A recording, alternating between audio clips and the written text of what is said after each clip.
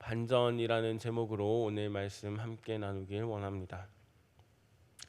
구약의 마지막도 신약의 시작도 족보입니다. 족보는 구약 역사, 구속사의 압축판입니다. 구약 전체의 역사를 이름으로 압축했습니다. 중간에 공백도 있고 공백이 있지만 구속사의 중단 없는 진전을 보여줍니다. 역대기가 성전과 함께 강조하는 것이 다윗과 다윗 왕조입니다. 그 이유는 다윗 언약 때문입니다.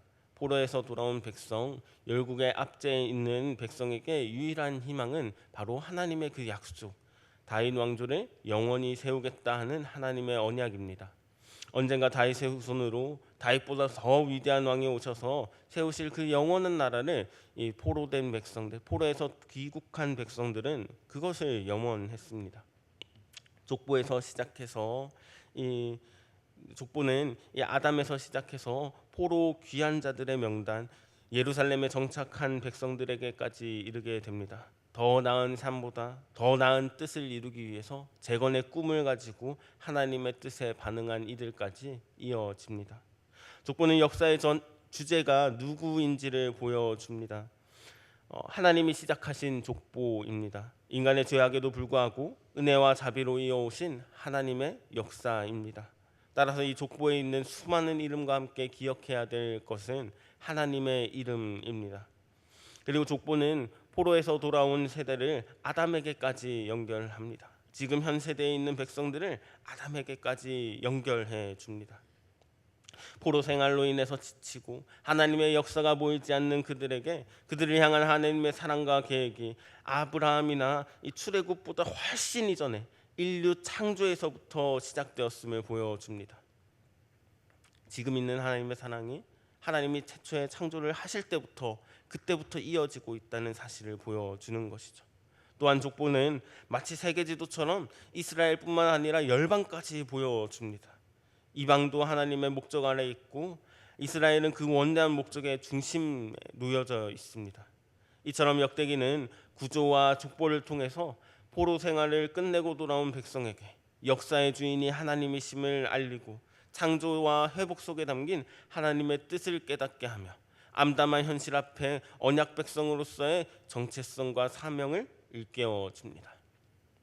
길고 긴 족보가 끝났습니다. 사울의 족보를 끝으로 역대기는 이제 역사 이야기로 넘어갑니다. 사울의 족보는 사울의 왕이 되고 하나님 앞에 실패하고 다윗을 죽이려 했던 사무엘서의 모든 이야기를 요약하는 것으로 역할을 합니다. 10장은 사울의 죽음으로 시작되는데 이것은 역대기의 중심인 다윗과 솔로몬의 이야기를 시작하기 위한 서론 되겠습니다. 특별히 사무엘서에는 없는 역대기 저자의 독자적인 평가가 들어 있습니다. 역대기는 사울이 여호와께 죄를 지었기 때문에 죽임을 당했다고 분명하게 밝히고 있습니다. 사울의 죽음을 평가하며 더 분명하게 사울의 죄와 여호와의 심판 두 가지의 상관관계를 보여줍니다.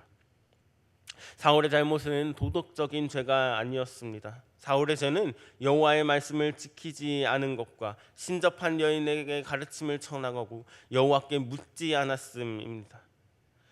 하나님과의 언약 관계 속에서 언약을 신실하게 지키지 못한 것에 대한 질책입니다. 하나님께 묻지 않았고 하나님께서 금지한 신접한 여인을 찾아가 조언을 구한 것, 그것이 가장 심각한 죄로 꼽히고 있습니다. 언약 관계가 깨지면서 사울이 망했듯이 이스라엘 백성도 언약을 깨뜨리면서 망하여 포로로 끌려갔다 왔습니다. 언약에 신실하지 못한 사울의 모습을 통해서 이스라엘 백성의 모습을 봅니다. 다 망했고 다 끝난 것 같습니다. 그러나 역사는 거기서 끝나지 않습니다. 포로된 백성들 이스라엘에게도 여전히 희망이 있습니다. 사울로 끝이 날 줄 알았지만 이새의 아들 다윗을 통해 새롭게 시작됩니다.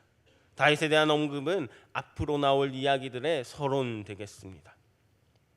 11장은 10장의 마지막 절을 이어받아서 다윗이 왕이 된 이야기가 이어집니다. 온 이스라엘의 왕이 되는 이 복잡한 정치적 상황과 과정에 대한 언급은 사라졌습니다. 생략되었습니다. 헤브론에서 온 이스라엘이 자발적으로 다윗을 왕으로 추대하는 그런 이야기로 시작됩니다. 11장은 전체적으로 다윗이 왕이 된 이야기와 다윗의 용사들의 명단으로 이루어져 있습니다.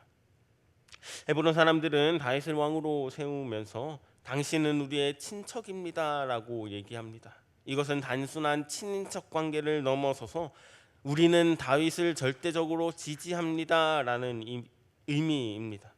이전에는 사울의 아들 이스보셋을 지지했지만 이제 자신들이 다윗을 적극적으로 지지한다는 의미입니다. 자신들이 다윗을 지지하는 이유를 다윗은 하나님께서 인정하신 이스라엘의 목자다라고 얘기합니다. 다윗이 하나님께서 선택하신 왕이라고 얘기하는 것이죠. 이렇게 온 이스라엘의 장로들의 지지로 다윗은 헤브론에서 온 이스라엘의 왕으로 등극하게 됩니다. 역대기는 이 사건에 대한 평가를 덧붙입니다. 여호와께서 사무엘을 통해 주신 말씀이 성취되었다라고 말합니다. 사무엘상 16장 13절에서 다윗에게 기름 부은 사건, 그 사건이 드디어 이루어졌습니다. 약속대로 다윗을 이스라엘의 목자, 주권자로 세우셨습니다. 온 이스라엘과 모든 장로들은 다윗과 언약을 맺으며 자신들을 동족으로서 탁월한 통치력을 갖춘 다윗의 흠없는 자격 요건을 내세우면서 무엇보다도 다윗이 하나님을 통해서 선택된 자임을 공언하게 합니다. 다윗이 왕된 것은 자기가 잘나서가 아닙니다. 자신의 야망이나 백성들의 요청에 의해서가 아니라 하나님의 선택과 약속이었습니다. 다윗 역시 스스로 왕위를 넘보지 않았고 하나님이 선물로 주실 때까지 기다렸습니다. 이렇게 하나님의 말씀과 백성의 순종, 다윗의 기다림 속에서 다윗의 왕조가 출범합니다. 다윗이 이스라엘 전체의 왕이 된 후에 이제 예루살렘을 정복합니다. 온 이스라엘의 왕이 된 후 다윗은 예루살렘, 즉 여부스를 점령하는 전쟁을 합니다. 여부스의 원주민인 여부스 사람들은 다윗이 절대로 이곳에 들어올 수 없다면서 강력하게 저지를 했지만 다윗은 이 성읍을 지략과 용기로 점령합니다.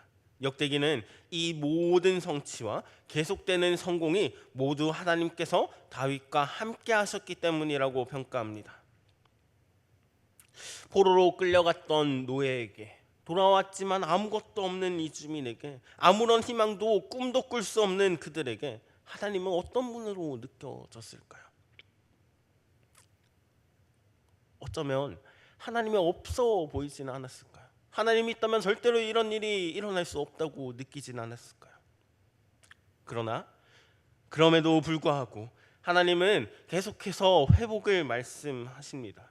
희망을 말씀하십니다. 성전이 무너져 다 끝난 줄 알았던 이스라엘에게 새로운 출발을 말씀하고 있습니다. 어쩌면 우리 중에 이런 사람이 있을지도 모릅니다.